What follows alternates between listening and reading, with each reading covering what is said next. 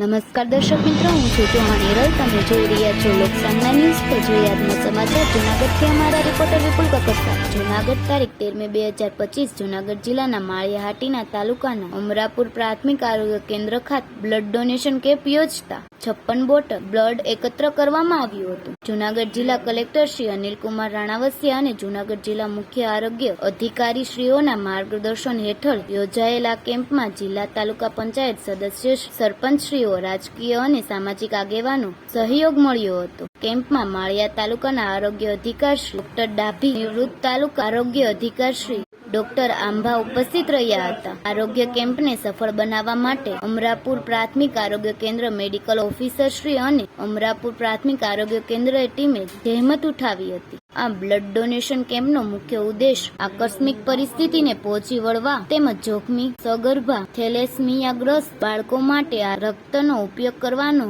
હતો. તો ફરી મળીશું એક નવા સમાચાર સાથે. ત્યાં સુધી જોતા રહો લોકસામના ન્યૂઝ.